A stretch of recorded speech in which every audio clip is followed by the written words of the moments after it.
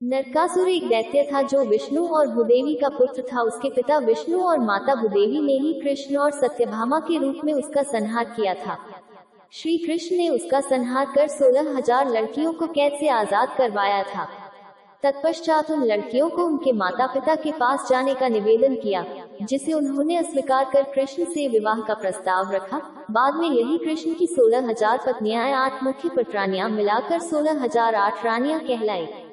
नरकासुर के वध के कारण इस दिन को नरक चतुर्दशी के रूप में मनाते हैं। उत्तर भारतीय महिलाएं इस दिन सूप को प्रातः काल बजाकर इस आवे दरिद्र जावे कहते हुए सूप को जला देते हैं। इस दिन को कहीं कहीं हनुमान जयंती के रूप में भी मनाते हैं। प्रागज्योतिषपुर नगर का राजा नरकासुर नामक दैत्य था। उसने अपनी शक्ति से इंद्र, वरुण, अग्नि, वायु आदि सभी देवताओं को परेशान कर दिया। वह संतों को भी त्रास देने लगा, महिलाओं पर अत्याचार करने लगा। उसने संतों आदि की 16,000 स्त्रियों को भी बंदी बना लिया।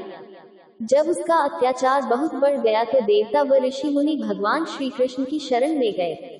भगवान श्री कृष्ण ने उन्हें नरकासुर से मुक्ति दिलाने का आश्वासन दिया, लेकिन नरकासुर को स्त्री के हाथों मरने का श्राप था। इसलिए भगवान श्री कृष्ण ने अपनी पत्नी सत्यभामा को सारथी बनाया तथा उन्हीं की सहायता से नरकासुर का वध कर दिया।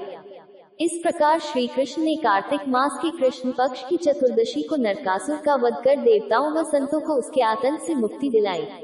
उसी की खुशी में दूसरे दिन अर्थात कार्तिक मास की अमावस्या को लोगों ने अपने घरों में दिए जलाए। तभी से नरक चतुर्दशी तथा दीपावली का त्योहार मनाया जाने लगा। जब लंका का राजा रावण मारा गया, उस समय पृथ्वी के गर्भ से उसी स्थान पर नरकासुर का जन्म हुआ, जहां जानकी सीता का जन्म हुआ था।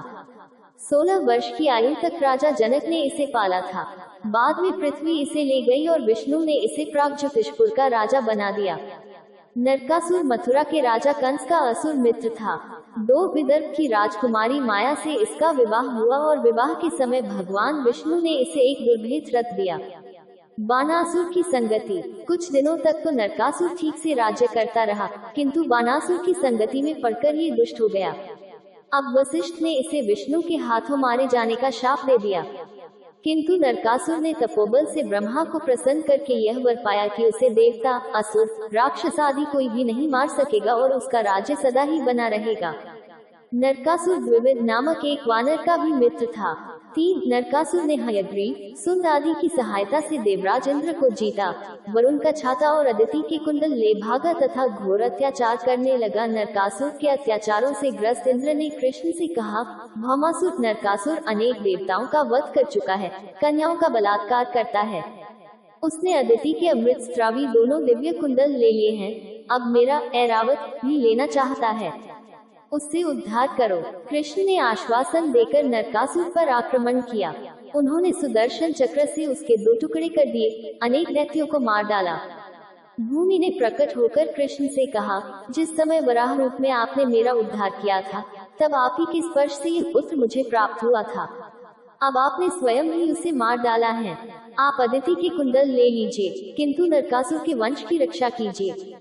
कृष्ण ने युद्ध समाप्त कर दिया तथा कुंडल अदिति को लौटा दिए। 4 नरकासुर के भंडार में कुबेर की संपत्ति से भी अधिक धन था और अनेक राजकुमारियां उसके बंदी गृह में बंद थीं।